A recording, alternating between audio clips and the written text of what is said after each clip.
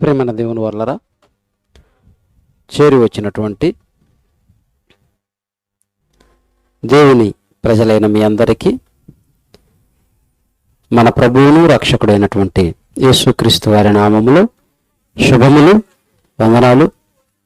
మరి ఈరోజు ప్రత్యేకంగా ఈ కార్యక్రమాన్ని ఇక్కడ ఏర్పాటు చేసినటువంటి సహోదరి భారతికి, అదేవిధంగా మధుకి, వారి కుటుంబ సభ్యులందరికీ కూడా ప్రభు నామములో వందనాలు తెలియజేస్తూ ఉన్నాం. ప్రేమ దేవుని వల్లరా మరి ప్రార్థన చేసాడు గనక వాక్యంలోనికి వెళదాం డైరెక్ట్గా. హెబ్రీలకు రాసిన పత్రిక 10వ అధ్యాయం 5వ వచనం. హెబ్రీలకు రాసిన పత్రిక 10వ అధ్యాయం 5వ వచనం. కాబట్టి ఆయన ఈ లోకమందు ప్రవేశించినప్పుడు ఇలాగ చెప్పుచున్నాడు, బలియు అర్పణయు నీవు కోరలేదు గాని నాకొక శరీరమును అమర్చితివి, పూర్ణ హోమములను పాప పరిహారార్థ బలులను నీకిష్టమైనవి కావు. అప్పుడు నేను గ్రంథపు చుట్టలో నన్ను గురించి రాయబడిన ప్రకారము దేవా, ఇక్కడ ఏంటంటే మనకు కావలసిన సందర్భం, గ్రంథపు చుట్టలో యేసుక్రీస్తు గురించి రాయబడిన ప్రకారం ఆయన పోవుచున్నాడు. ప్రేమ దేవుని వల్లరా ఈరోజు సమాజంలో మనం చూసినట్లయితే దేవుడు నా తలరాత రాశాడు అని అంటారు. విన్నారా? ఎప్పుడు అంటారు అంటే, ఒక భర్త తన భార్యను కొట్టి ఇంటికి పంపించినప్పుడు ఆ ఇంటికి వెళ్ళినటువంటి ఆ కుమార్తెతోటి తల్లిదండ్రులు మాట్లాడే మాటలు, అమ్మా నీ కర్మ, నీ తలరాత అలా ఉంది, ఏం చేద్దాం, నీకు తాగుబోతుడు దొరికాడు, మాట విన్నోడు దొరికాడు, పనిచేయనోడు దొరికాడు, దేవుడు అలా రాశాడు కనుక వాడు అలా ఉన్నాడు, సర్దుకుపోమ్మా అని చెప్పి తల్లిదండ్రులు కుమార్తెకు చెప్పి నచ్చజెప్పి మరలా పంపిస్తారు. అల్లుడు కూతుర్ని బాధించినప్పుడు వాళ్ళు వచ్చి అల్లుడి దగ్గర చెప్పే మాటలు వేరుగా ఉంటాయి. నీ కాళ్ళు కడిగి కన్యాదానం చేశాను, నా బిడ్డను 20 సంవత్సరాలు పెంచుకొని పెద్ద చేసుకొని నీ చేతిలో పెట్టాను, నువ్వు చాలా జాగ్రత్తగా చూసుకోవాలి, నువ్వు ఏమైనా ప్రేమగా చూసుకోవాలి, భద్రంగా చూసుకోవాలి, గాజు బొమ్మలా కాపాడుకోవాలి. ప్రేమ దేవుని వల్లరా ఇలా తల్లిదండ్రులు చెప్తూ ఉంటారు. పెళ్లి చేయకముందే ఎన్నో విధాలుగా ఆలోచించి ఎంతో మందిని అడిగి తెలుసుకొని ఆ యొక్క వివాహం చేయటం జరుగుతుంది. అబ్బాయి ఎలాంటి వాడు, ఏమన్నా తాగుడు అలవాటు ఉందా, దురలవాట్లు ఉన్నవా, అమ్మాయి ఎలాంటిది తెలుసుకునే అబ్బాయి దర్బోలు తెలుసుకుంటారు, అమ్మాయి దర్బోలు తెలుసుకుంటారు. అన్నీ పరిశీలన చేస్తూ పరీక్షిస్తూ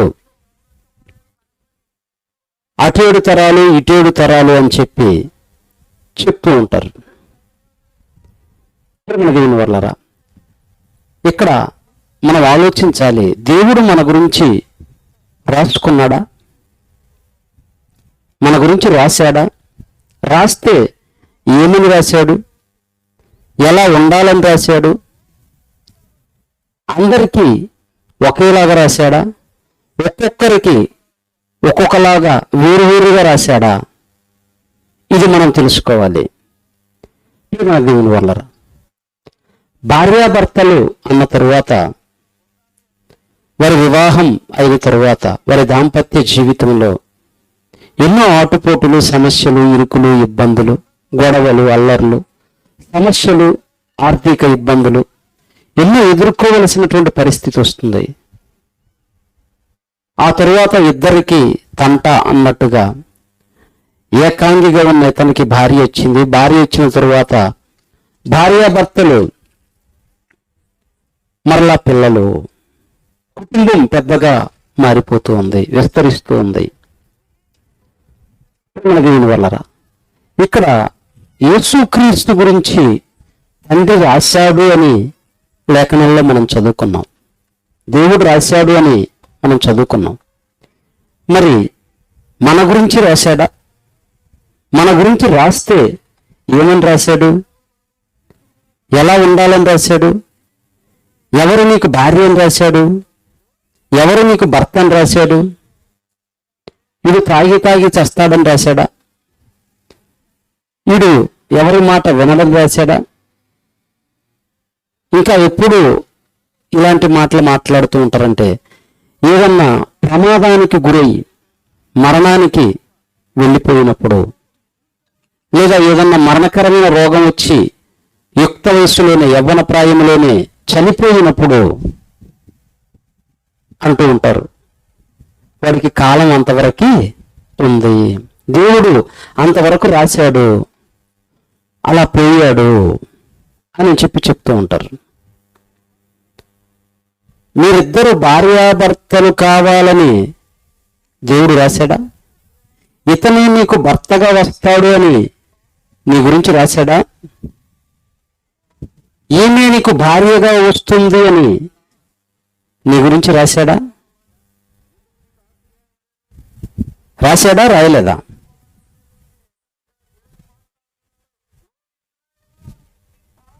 ఏం మౌనంగా ఉన్నారు? పెళ్లి కాని వాళ్ళు నాకెవరు వస్తారా, ఎక్కడుందనుకుంటున్నారా? పెళ్ళైన వాళ్ళు ఇట్టటువంటి నాకెందుకు ఇచ్చారు, ఇట్టటాన్ని నాకెందుకు ఇచ్చాడు, ఆయన దేవుణ్ణి ఆయన తిట్టుకుంటున్నారా? ఈరోజు దేవుడు రాసుకున్న ప్రకారం మనుషుల బ్రతుకులు లేవు, దేవుడు చెప్పిన ప్రకారం మనుషుల బ్రతుకులు లేవు. తన గురించి ఏమి రాశారో తెలుసుకోవటానికి మనిషి ఎన్నో శతవిధాల ప్రయత్నిస్తూ ఉన్నాడు. ఒకడేమో నొసటి మీద రాశాడంటాడు, మరొకడేమో చేతి గీతలలో ఉన్నదంటాడు. ఒక్కొక్కరు ఒక్కొక్కలాగా చెప్తూ ఉంటారు. అది తెలుసుకోవటానికి భవిష్యత్తులో నేను ఏం కాబోతున్నాను, నాకు ఎలాంటి భార్య వస్తుంది, నాకు ఎలాంటి భర్త వస్తాడు, నాకు ఎంతమంది పిల్లలు పుడతారు అని చెయ్యిచ్చి చూపించుకునే వాళ్ళు కూడా ఉన్నారు, సోది చెప్పించుకునే వాళ్ళు ఉన్నారు. సోది చెబుతామమ్మా, సోది చెబుతాం, చిలక జోస్యం చెబుతాం అని వస్తూ ఉంటారు. నువ్వు ఒక గ్లాసు బియ్యం ఇస్తేను, లేదా 10 రూపాయలు డబ్బులు ఇస్తేను నీ కాడ కూర్చొని కాసేపు సోదిని చెవులు ఊది పోతారు. వాళ్ళు చెప్పేదే సోదని ముందే చెప్తున్నారు. ఆ సోదింటానికి మనం ఏం చేస్తున్నాం? ఉన్నారా మీరు ఎవరన్నా సోది చెప్పించుకున్న వాళ్ళు? ఆ పెళ్లిగా తెలియదుగా అది ఆ అక్క చేయించుకుందంట, వాళ్ళ అమ్మ ఇంకా ఆ తమ్ముడు చెప్పించుకున్నాడంట. మీరు కూడా ఉన్నారమ్మా? చాలా మంది ఉన్నారు. రాణి మా దగ్గర ఒక వీడియో ఉంది, గత 10 రోజుల క్రితమే మా ఇంటి ఎదురే చెట్టు కింద కూర్చొని ఒక ఆమెకి ఏమో సోది చెప్తా ఉంది. ఎంత తీసుకున్నారని? 50 రూపాయల ఎంత? 50 రూపాయలు డబ్బులు. 10 రూపాయలకి ఇప్పుడు ఎవరు చెప్పర్లేండి. ఆమె చెప్తా ఉంది, ఏమో వీడియో తీస్తా ఉంది. ఆ వీడియో అంతా రికార్డు ఉంది. ఏం చెప్తుంది, ఎలా చెప్తుంది ఆలోచించండి. చేతి గీతల్లో మనిషి బ్రతుకు రాతలు లేవు, నొసటి పైన లేదు. ఈమె నీకు భార్యగా వస్తుంది, ఈమె నీకు భర్తగా వస్తుందని ఎక్కడ ఉండదు. ఇప్పుడు ఒక వ్యక్తి 2, 3, 4 భార్యలు చేసుకున్న వ్యక్తి ఉన్నాడు. ఇతనికి 4 భార్యలు వస్తారని దేవుడు రాశాడా? లేదు.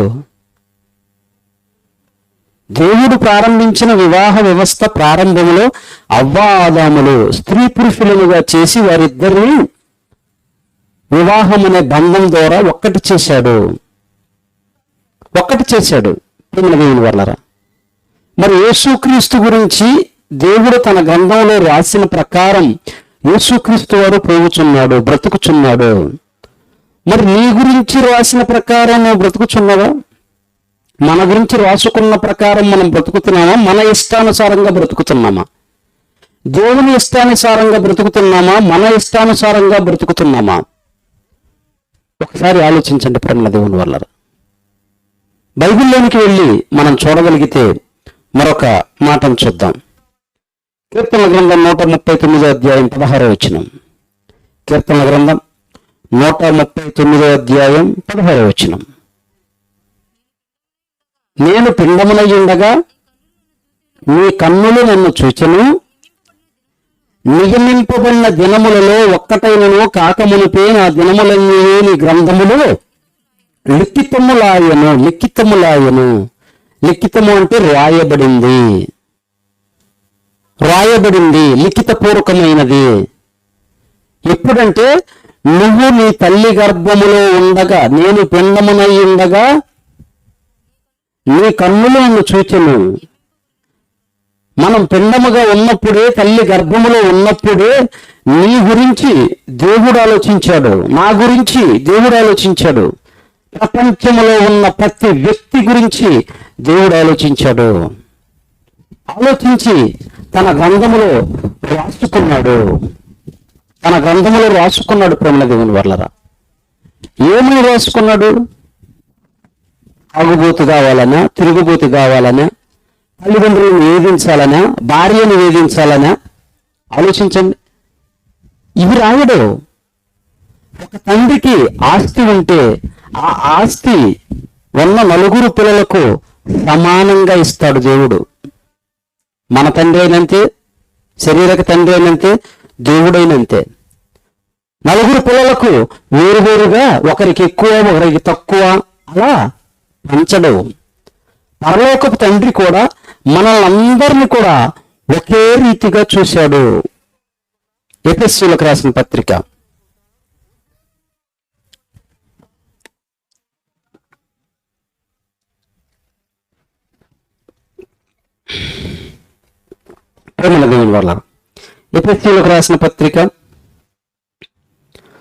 2వ అధ్యాయం 10వ వచనం. మరియు వాటి యందు మనము నడుచుకున్నవలనని దేవుడు ముందుగా సిద్ధపరిచిన సత్క్రియలు చేయుటకై మనము క్రీస్తు యేసునందు సృష్టింపబడిన వారమై ఆయన చేసిన పని అయ్యున్న ముందుగా సిద్ధపరిచినవి. ప్రతి మనిషి గురించి దేవుడు ముందుగా సిద్ధపరిచాడు. నిన్ను నన్ను మొదటిగా చూసింది ఎవరు అంటే తండ్రి అయిన దేవుడు. నిన్ను మొదట నీ తల్లి చూడలేదు, నీ తండ్రి చూడలేదు, దేవుడు చూశాడు. ఎక్కడ? నువ్వు తల్లి గర్భములో ఉండగానే దేవుడు నిన్ను చూశాడు.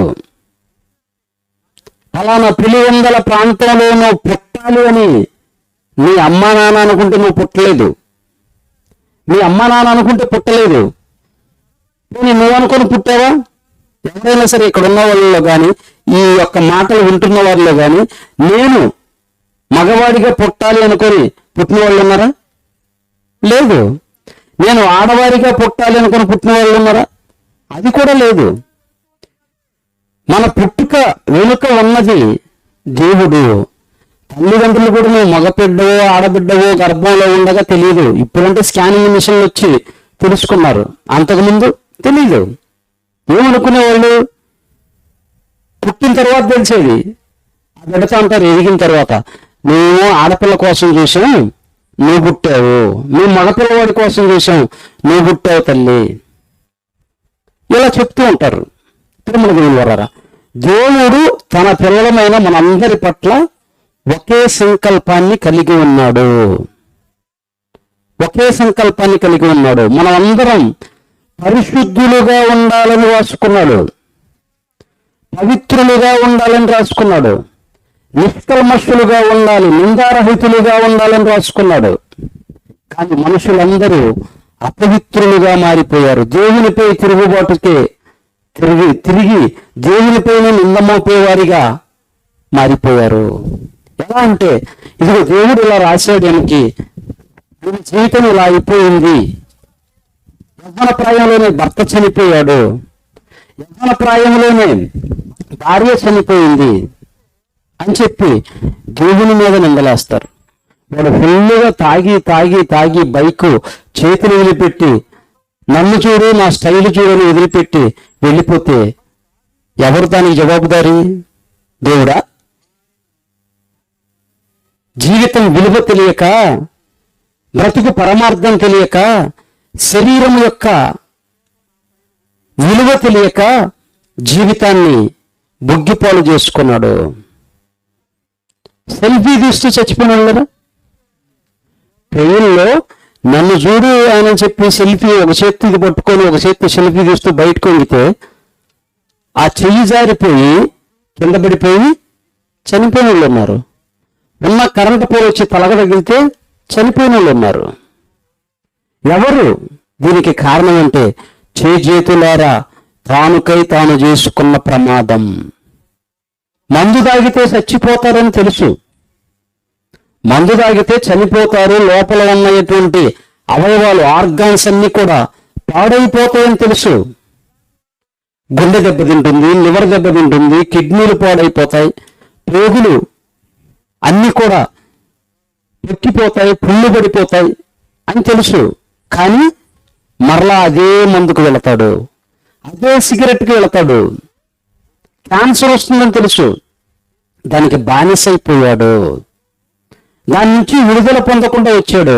అలా ఉండి ఆఖరికి తాగి తాగి యవ్వన ప్రాయంలో చనిపోయినా కానీ వాడికి అంతవరకు రాసి ఉంది అంటారు. దేవుని వల్లరా దేవుడు రాసిన ప్రకారం ఈరోజు ఏ కుటుంబాలలో కానీ ఎవరి జీవితాలలో కానీ జరగటం లేదు. తమ ఇష్టానుసారంగా తమ కోరిక చొప్పున బ్రతుకుచున్నారు.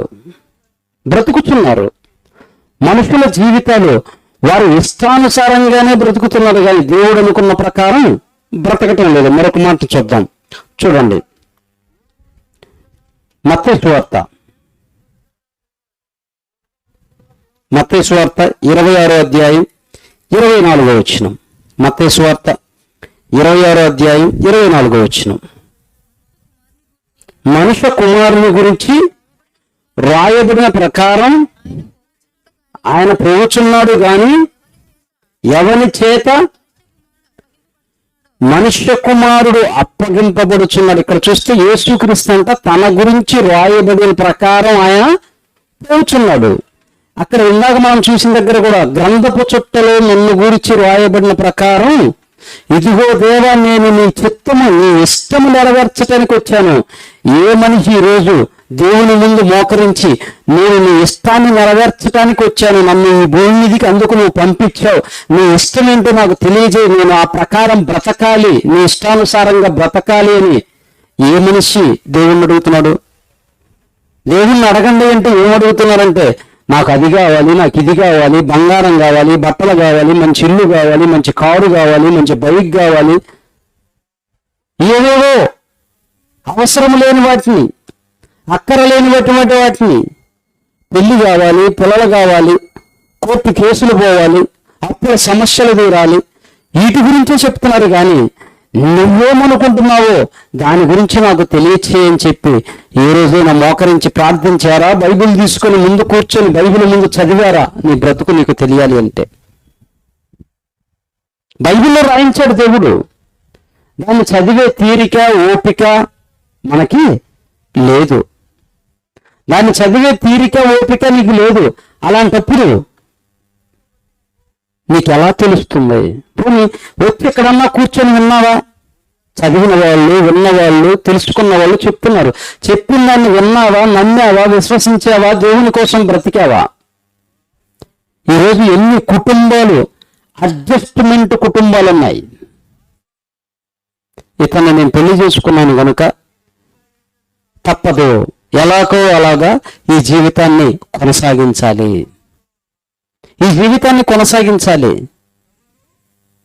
ఈమె నేను పెళ్లి చేసుకున్నాను కనుక ఈమెతోనే ఉండాలి, తప్పదు, ఈ గయ్యాలతోనే నేను యాగాలి అని చెప్పి సర్దుకుపోయే భర్తలు ఎంతమంది లేరు, సర్దుకుపోయే భార్యలు ఎంతమంది లేరు.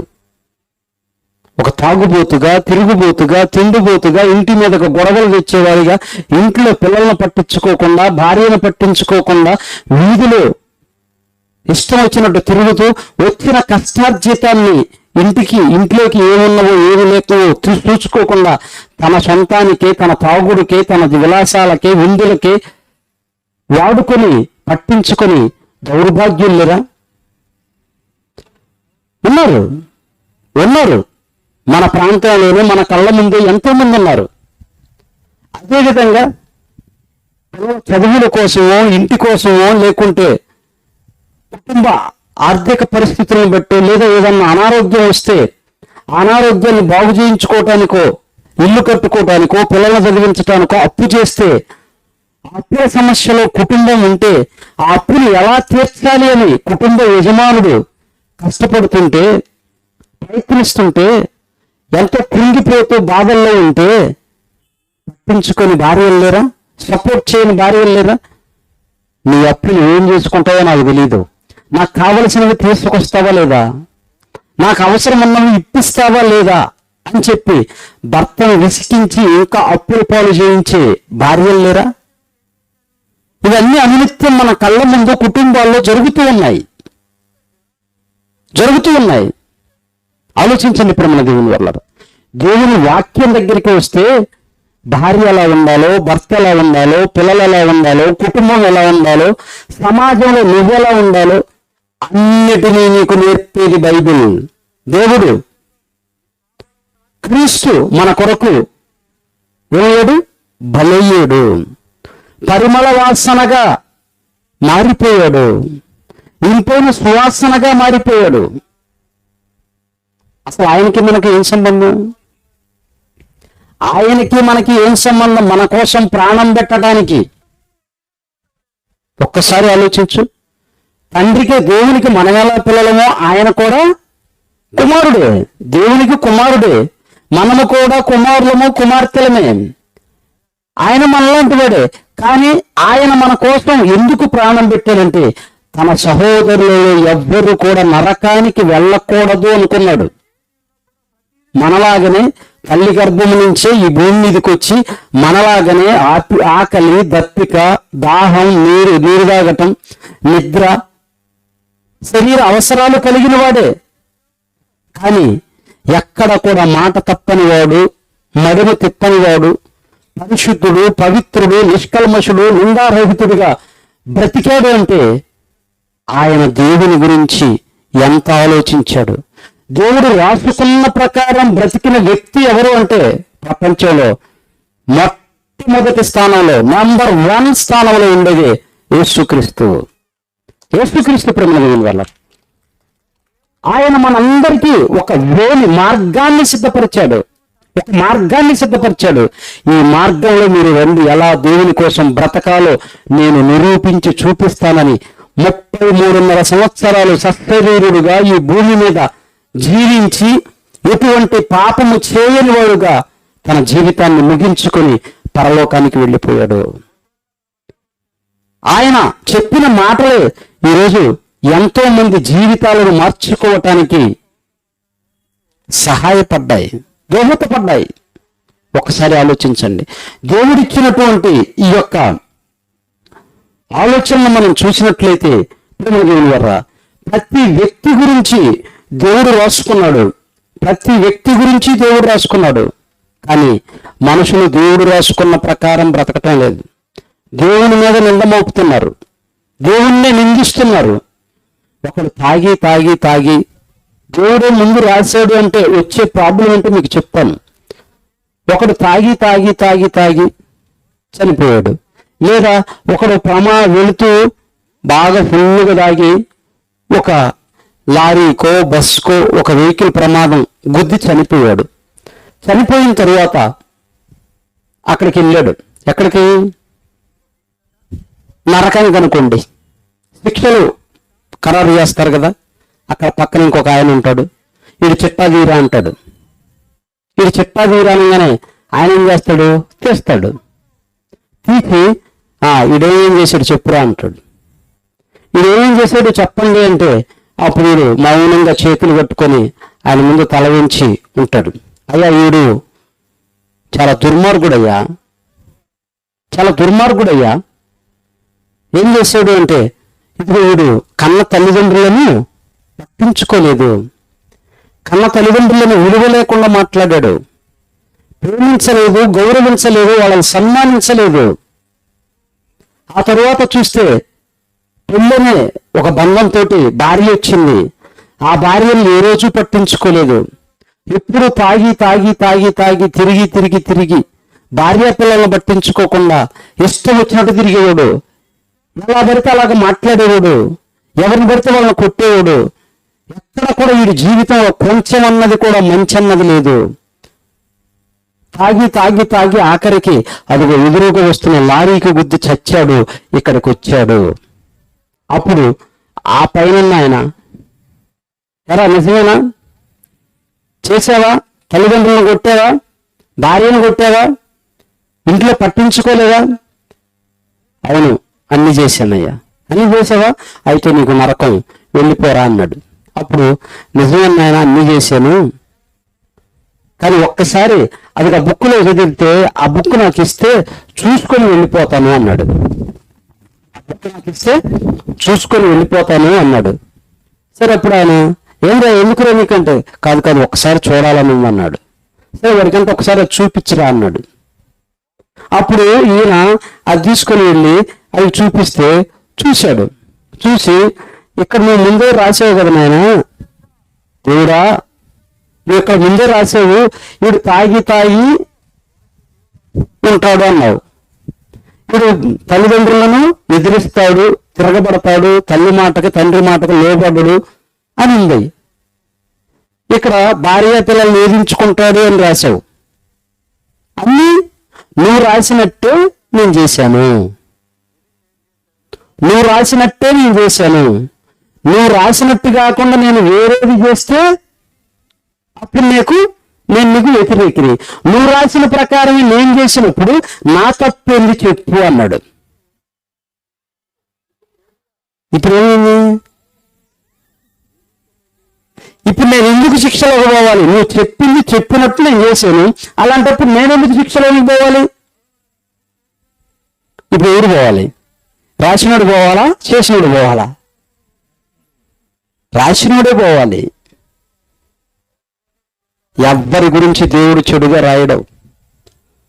తాగుతాడు, తిరుగుతాడు, ఇష్టం వచ్చినట్టు ఉంటాడు, అలా చెడుగా ఎవ్వరి గురించి రాయడం. అందరూ సమానంగా ఉండాలని దేవుడు కోరుకున్నాడు. తన పిల్లలంతా క్షేమంగా ఉండాలని కోరుకున్నాడు. పిచ్చి పిచ్చి మాటలు, పిచ్చి పిచ్చి గ్రంథాలు రాసుకొని ఇది వాస్తవం నమ్మితే అది మన బుద్ధిహీనత అవుతుంది, సరైన అవగాహన లేని స్థితి అవుతుంది. ఆలోచించండి ప్రేమల దేవుని వల్లరా, ఎందులో వాస్తవం ఉంది, ఇందులో ఎంతవరకు నిజముంది అన్నది ప్రతి మనిషి గమనించాలి, గ్రహించాలి, దేవుని కోసం బ్రతకాలి. అది తెలియాలి అంటే నువ్వు బైబిల్ దగ్గరికి రావాలి, క్రీస్తు దగ్గరికి రావాలి, క్రీస్తు మాటల దగ్గరికి రావాలి. అప్పుడే నువ్వు వాస్తవం ఏంటో తెలుసుకోగలవు, వాస్తవం ఏంటో తెలుసుకోగలవు.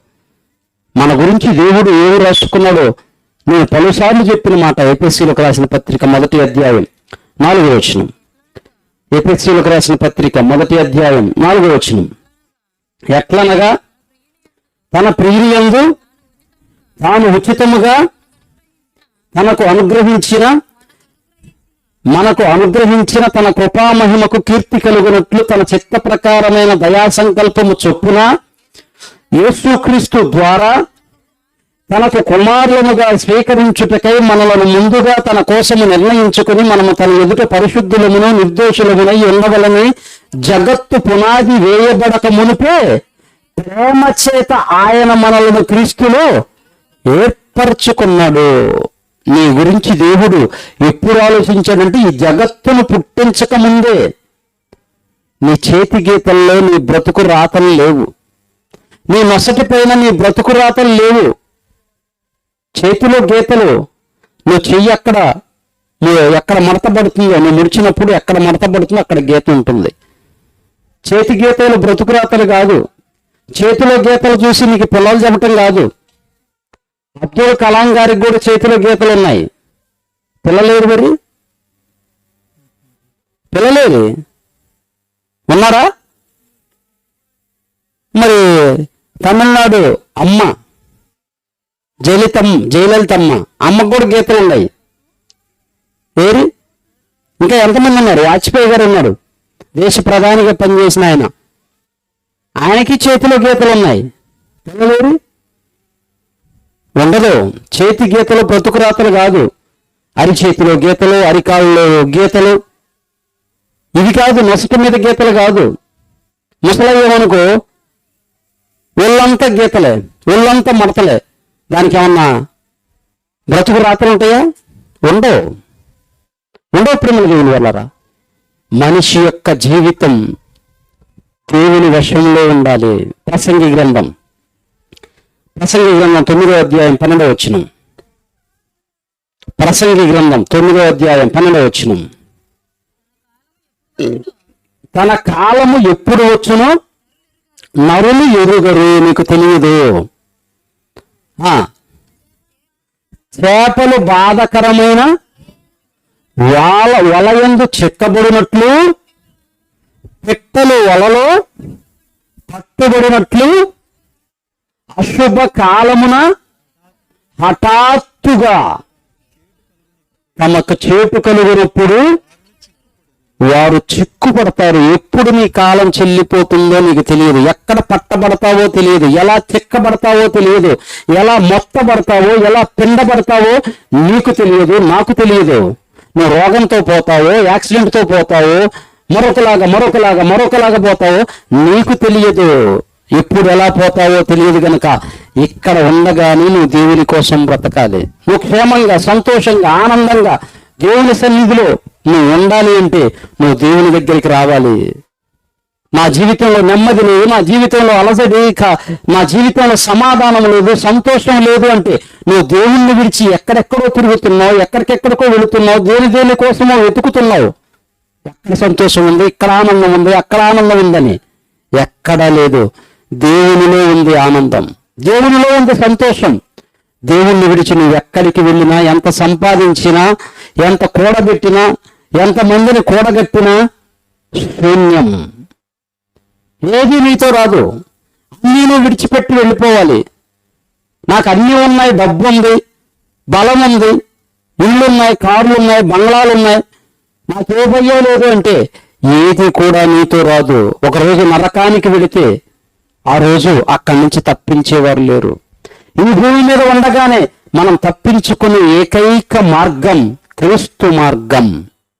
ఈ భూమి మీద ఏకైక మార్గం, నరకం నుంచి నువ్వు తప్పించబడాలి అంటే నువ్వు యేసుక్రీస్తు మార్గంలోనికి రావాలి.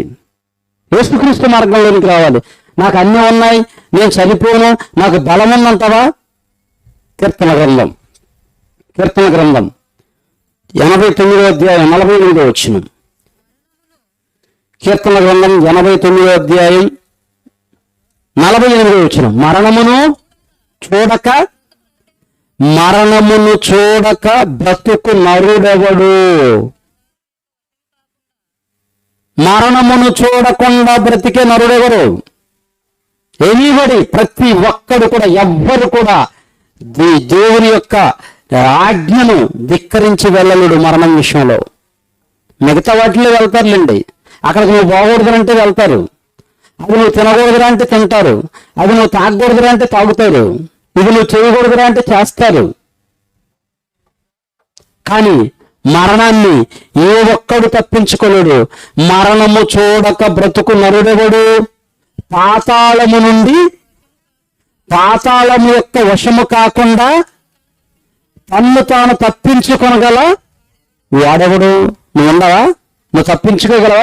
ఎవడరా రండి అని ప్రశ్నిస్తున్నాడు దేవుడు. ప్రశ్న వేస్తున్నాడు. ఎవడు తప్పించుకోగలడు? ఎవ్వడు కూడా తప్పించుకోలేడు. ఈ లోకమే నిజం అనుకుంటున్నావా? ఈ లోకమే ఆనందం అనుకుంటున్నావా? ఈ జీవితమే అందమైన రంగుల వలయం అనుకుంటున్నావా? లేదు. ఈ లోకమును అనుభవించు వారు ఏం చేయాలి? అమితముగా అనుభవించాలి. మరణం ఎప్పుడు వస్తుందో తెలియదు, ఏ రూపంలో వస్తుందో తెలియదు, ఎక్కడ వస్తుందో తెలియదు. తల్లి గర్భంలో మరణం ఉంది, బయటకు వచ్చినాక బాల్యంలో పసితనంలో మరణం ఉంది, బాల్యంలో మరణం ఉంది, యవ్వనంలో మరణం ఉంది, మధ్య వయసులో మరణం ఉంది, వృద్ధాప్యంలో మరణం ఉంది.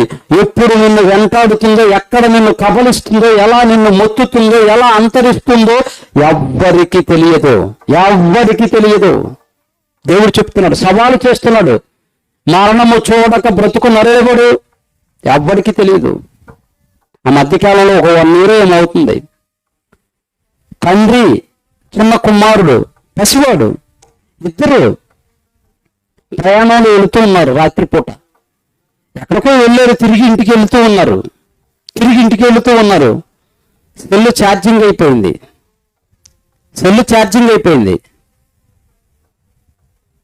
వెళుతూ ఉన్నారు. మార్గం మధ్యలోనికి వెళ్ళిన తరువాత తనకు హార్ట్ అటాక్ వచ్చింది. పల్లె ప్రాంతం, అడవి ప్రాంతం, ఎవరు తిరగని ప్రాంతాలు ప్రేమ దేవుని వారు. ఆ సమయంలో ఏమైందంటే అతనికి హార్ట్ అటాక్ వచ్చి గుండె పట్టుకోవటం, నొప్పులు రావటం వల్ల ఏం చేశాడయ్యా అంటే బండి చక్కగా పక్కకు తీసాడు. స్లోగా పక్కకు తీసి బండి పక్కకు తీసి అలా ఆపి అలానే అక్కడే కూలబడిపోయాడు. కూలబడిపోయిన తరువాత చనిపోయాడు. పసివాడికి తెలుసా, చిన్నవాడికి తెలుసా? చిన్నవాడు తెలియక నాన్న దగ్గర కూర్చొని, నాన్న లేనన్నా వెళ్దాం అంటున్నాడు ఇంటికి. ఎన్నిసార్లు లేపినా, ఎంత పిలిచినా పలుకు లేదు, ఉరుకు లేదు. తెల్లవారుదులు లేనన్నా ఏడుస్తున్నాడు. ఆయన లేవటం లేదు. ఒక్కసారి ఆలోచించండి, ఆ సిచ్యువేషన్ ఎలా ఉంటుందో, అలాంటి సందర్భం ఎలా ఉంటుందో. ఆ పసిబిడ్డ అలమటిస్తున్నాడు. రాత్రిపూట ఏడ్చిన చుట్టుపక్కల ఎవ్వరికి వినపట్టం లేదు. ఆ పొలాలలో ఏడ్చి ఎంత ఏడ్చినా లేవలేదు. తెల్లవారిన తరువాత ఆ ప్రాంతంలో ఎవరో వెళుతూ చూస్తే ఆ పసివాడున్నాడు, బండుంది, తండ్రి ఉన్నాడు. ఏమైంది అని చెప్పి చూస్తే లేడు, చనిపోయాడు. ఎంత భయంకరమైన పరిస్థితి ఆలోచించండి. నీ అలవాట్లే నీ ప్రాణం తెస్తాయి. నువ్వు తినకూడని తిండే నీ ప్రాణం తెస్తుంది. నువ్వు తాగకూడని తాగేదే నీ ప్రాణం తెస్తుంది. ఎప్పుడు ఎలా ఆగిపోతుందో తెలియదు. తస్మాత్ జాగ్రత్త. దేవుడు చెప్తున్నాడు, బ్రతుకు నరుడెవడూ లేడు మరణమును చూడకుండా. ఈ లోకమును అనుభవించేవారు ఎలా అనుభవించాలంట? కొరింథీయులకు రాసిన మొదటి పత్రిక 7వ అధ్యాయం 31వ వచనం. కొరింథీయులకు రాసిన మొదటి పత్రిక 7వ అధ్యాయం 31వ వచనం. ఈ లోకమును అనుభవించేవారు అమితముగా అనుభవించినట్లు ఉండవలను. ఎలయనగా ఈ లోకపు నటన గతించుచున్నది. ఇది ఒక నటనాలయం ఈ లోకం. నీకున్న భార్యనికి శాశ్వతం కాదు, నీకున్న భర్తనికి శాశ్వతం కాదు, నీకున్న 100 ఎకరాల భూమి, 5 ఎకరాల భూమి, 10 ఎకరాల భూమి నీకు శాశ్వతం కాదు.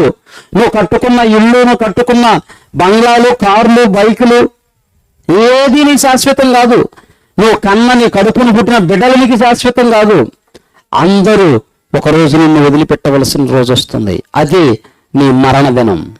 ఆ మరణ దినం దేవుడు నిన్ను చీకొట్టకుండా, నిన్ను వదిలిపెట్టకుండా ఉండాలి అంటే నువ్వు దేవుని కోసం బ్రతకాలి. ఏ దిక్కు లేనివాడిగా ఆ రోజు మారిపోవలసిన స్థితి వస్తుంది. అలాంటి స్థితిలోనికి నువ్వు వెళ్లకుండా ఉండాలి అంటే నువ్వు దేవుణ్ణి కలిగి జీవించాలి, దేవునికి లోబడి జీవించాలి, దేవుని వాక్యాన్ని గౌరవిస్తూ దేవుని కోసం జీవించాలి. నీ కుటుంబాన్ని దేవునిలో కట్టాలి. చాలా కుటుంబాలు చూస్తూ ఉంటాం, స్త్రీలో భక్తి ఉంటుంది కానీ పురుషుల్లో ఉండదు. స్త్రీ ఏమో ప్రార్థన, చర్చి, కుటుంబం, దేవుడు ఆయన అంటూ ఉంటుంది. భర్త ఏమో పట్టించుకోడు. పోతే నువ్వు అంటాడు, లేదా అక్కడ దాకా వదిలిపెట్టావు, లేట్ అయింది, చర్చికి టైం అయింది, నాకు లేట్ అయింది, బండి మీద అక్కడ దాకా వదిలిపెట్టావు, పోతే లేకపోతే మానుకో, నాకెందుకు, ఎవరు పొమ్మన్నాను నిన్ను? ఒక పూట పోకపోతే ఏం కాదులే, ఉండు. ఎంతమందికి ఎదురు కావట్లేదు. ఈరోజు నేను రాను, నీకు ఇష్టమైతే పో, లేకుంటలేదు. అక్కడ ఏం చేసావు? ఏం మారింది నీ బ్రతుకు? ఏం చేస్తున్నావు? నాకు పని ఉందా, నాకు అర్జెంటు, నేను వెళ్ళాలా? ఇలా కూడా ఉన్నాయి, ఇలాంటి సందర్భాలు ఉన్నాయి. వాళ్ళరా ఇక్కడ మనం చూస్తే కుటుంబంలో స్త్రీ భక్తిగా ఉండి ఆ భక్తి జీవితాన్ని కొనసాగించి కుటుంబాన్ని కట్టాలి అనుకుంటే చాలా కష్టంగా ఉంటుంది. అదే పురుషుడు గనక భక్తిగా ఉన్నాడనుకో, పురుషుడు గనక దైవభక్తిలో ఉన్నాడనుకో, ఆ కుటుంబం ఎక్కువగా దేవుల్లో ఉండే అవకాశం ఉంటుంది. ఎందుకు? కుటుంబాన్ని కమాండింగ్ చేసేవాడు, నడిపించేవాడు యజమానుడు అతనే ఉంటే అతను చెప్పిన మాట భార్య వినాలి, పిల్లలు వినాలి, అందరూ వినాలి, వస్తారు వెనకమ్మడి. అదే భార్య ఉంటే రారు, ఆమె ఒక్కత భక్తిగా ఉంటే రారు. అప్పుడు ఆమె ఏం చేయాలంటే ఆమె నీతి ప్రవర్తనను చూపించాలి, ఆమె యొక్క పవిత్ర ప్రవర్తనను చూపించాలి. వాళ్ళ ఎదురుగా ఆమె చెప్పే మాటలు, ఆమె ప్రవర్తించే విధానం దేవుని వాక్య ప్రకారంగా ఉండాలి. అప్పుడు వాళ్ళు ఆ మాట వింటారు. కొద్దిగా టైం పడుతుంది. పురుషుడు అనుకోండి తొందరగా తెప్పించుకోవచ్చు, స్త్రీ అనుకోండి కొంచెం లేట్ అవుతుంది. అక్కడ నీ ప్రవర్తన బాగుండాలి, నీ విధానం, నీ మాట బాగుండాలి. నువ్వు నీ పిల్లల్ని నడిపించే విధానంలో, నీ భర్తను ప్రేమించే విషయంలో, చుట్టుపక్కల ఉన్నవారితో ఎంతవరకు ఉండాలో, ఎలా ఉండాలో, ఏం మాట్లాడాలో ఇవన్నీ తెలుసుకుని ఒక స్త్రీగా నువ్వు మెసులుకోవాలి. అప్పుడే నీ కుటుంబాన్ని నువ్వు రక్షించుకోగలవు, సమర్థించుకోగలవు, కాపాడుకోగలవు. లేకపోతే భర్త పోయినాక నీ పని నీది, ఆయన పని ఆయది, లేదా పిల్లలు వెళ్ళిపోయినాక పిల్లల ముందు ఒకలాగా, భర్త ముందు ఒకలాగా, సమాజంలో ఒకలాగా ఉందనుకో నీ బ్రతుకు. నీ భర్త నమ్మడు, నీ పిల్లలు నమ్మరు, నీ భార్య నిన్ను నమ్మడు. ఒకరికొకరికి అండర్స్టాండింగ్ మిస్ అయిపోతుంది. ఎవరిష్టం వాళ్ళకైపోతుంది, ఎవరి ఖర్చులు వాళ్ళకి అయిపోతాయి. ఎవరికి వచ్చిన డబ్బులు వాళ్ళే ఖర్చు పెడతారు. అది కుటుంబం కాదు, అది కుటుంబం కాదు, అంత అవుతుంది. మార్కెట్ ఎంతో మంది వస్తుంటారు, పోతుంటారు, ఎవరికి కావాల్సిన వాళ్ళు కొనుక్కొని వెళ్ళిపోతుంటారు. ఎవరి ఇష్టానుసారంగా ఎవరు బ్రతకటానికి కాదు. ఒక కుటుంబం ఉన్న తరువాత ఆ కుటుంబం దేవుని యొక్క కుటుంబంలో చేర్చబడి ఉండాలి, అంటే దేవుని సంఘములో ఉండాలి, దేవుని యొక్క వాక్యములో ఉండాలి. అప్పుడే ఆ కుటుంబంలో శాంతి, సమాధానం, నెమ్మది కలిగి ఉంటుంది. ఏ ఒక్కరు సరిగ్గా లేకపోయినా ఆ కుటుంబం అలజడితో ఉంటుంది, సమాధానం లేక ఉంటుంది. దేవుని వల్లరా ఆలోచించండి. ఈ మైకు శబ్దం ద్వారా విన్నవారు కానివ్వండి, ఇక్కడ కూర్చున్నవారు కానివ్వండి, వీటిని మన జీవితంలో ఎంతవరకు అనుసరిస్తున్నాం, పాటిస్తున్నాం అని చెప్పి ఆలోచించి మంచి నిర్ణయాన్ని తీసుకొని దేవుడిచ్చిన అవకాశాన్ని, యేసుక్రీస్తు ద్వారా మనకు చూపిన మార్గాన్ని, పవిత్రమైన మార్గాన్ని, పరలోకానికి వెళ్ళే మార్గాన్ని నిర్లక్ష్యం చేయక, ఎప్పుడు నీ గుండె ఎక్కడ ఆగిపోతుందో, నీ ఊపిరి ఎక్కడ ఆగిపోతుందో తెలియదు గనుక అనుక్షణం పవిత్రంగా, పరిశుద్ధంగా బ్రతకటానికి ప్రయత్నించాలని ప్రభు పేరట మీ అందరినీ వేడుకుంటూ, కోరుకుంటూ నా మాటలు ముగిస్తున్నాను. కళ్ళు మూసుకోండి, ప్రార్థన చేసుకుందాం. మహాపరిశుద్ధుడు అయిన దేవ, జీవాధిపతి అయిన తండ్రి, మీకు స్తోత్రములు. మీరు ఇచ్చిన సమయాన్ని బట్టి కృతజ్ఞతలు. ఇప్పటి వరకు తండ్రి ఎన్నో విలువైన శ్రేష్టమైన మాటలు మీ గ్రంథంలో నుంచి విన్నాము, చదివాము. ఉన్నది చదివింది మరచిపోకుండా హృదయంలో భద్రపరుచుకొని క్షేమంగా, సంతోషంగా, ఆనందంగా మీ సన్నిధిలో గడుపుటకు మీ సంపూర్ణ సహాయ సహకారాలు మాకు అందించండి. మమ్మల్ని అందరినీ బలపరచండి తండ్రి. ఇలాంటి అనేక కార్యక్రమాలు మేము చేయనట్లు సహాయం చేయండి. ఈ ప్రాంతంలో ఉంటున్నటువంటి ప్రతి ఒక్కరిని, ప్రతి కుటుంబాన్ని పేరు పేరును మీరు దీవించి ఆశీర్వదించి క్షేమముగా కాపాడండి. మీ కృపలో భద్రపరచండి. నాయకులను, అధికారులను జ్ఞాపకం చేసుకునండి. వారు యథార్థమైన పరిపాలన చేయనట్లు సహాయం చేయండి తండ్రి. మరి యొక్క కార్యక్రమాన్ని ఏర్పాటు చేసినటువంటి మీ కుమార్తె భారతిని, తన భర్త మధుని జ్ఞాపకం చేసుకునండి. బిడలను దీవించండి, ఆశీర్వదించండి. మీ పరిచర్యలో ఎంతగానో సహకరిస్తూ ఉన్నారు, ప్రయాసపడుతూ ఉన్నారు. తగిన ప్రతిఫలమును ప్రసాదించండి. కుమార్తె చేస్తున్న డ్యూటీలో తోడుగా ఉండండి. కుమారుడు చేస్తున్న పనుల్లో తోడుగా ఉండండి. ప్రయాణాల్లో తోడుగా ఉండండి. కుటుంబాన్ని దీవించి ఆశీర్వదించి క్షేమముగా కాపాడి బిడ్డలిద్దరిని ఫలింప చేయమని కోరుకుంటూ చేరి వచ్చిన ప్రతి ఒక్కరిని కూడా పేరు పేరున దీవించి ఆశీర్వదించమని, ఈ పరిచర్య కోసం ఎందరైతే కష్టపడి కష్టం చేస్తున్నారో, ప్రయాసపడుతున్నారో, సమయాన్ని పెట్టి వచ్చి మీ పనిలో మీ కార్యక్రమాల్లో ఉంటున్నారో, ఈ బిడ్డలందరినీ కూడా పేరు పేరున వారి కుటుంబాలను దీవించి ఆశీర్వదించమని కోరుకుంటూ, మా పరిచర్య అంతట్లో మాకు తోడుగా ఉండమని, మా ప్రయాణాల్లో తోడుగా ఉండి మమ్మలను కూడా క్షేమముగా సంపూర్ణ ఆరోగ్యముతో నింపుచూ కాపాడుచున్న విధానం కొరకై మీకు కృతజ్ఞతాస్తుతులు స్తోత్రములు చెల్లిస్తూ మా ప్రభువును రక్షకుడైన యేసుక్రీస్తు వారి నామములో ఈ ప్రార్థన మనవులు అడిగి వేడుకొనుచున్నాము తండ్రి, ఆమెన్. మన తండ్రి అయిన దేవుని ప్రేమ, కుమారుడైన యేసుక్రీస్తు వారి కృప, పరిశుద్ధాత్మని కన్నున్న సహవాసం సన్నిధి సదాకాలం మనందరికీ తోడైండి నడిపించునుగాక. ఆమెన్. అందరికీ వందనాలు.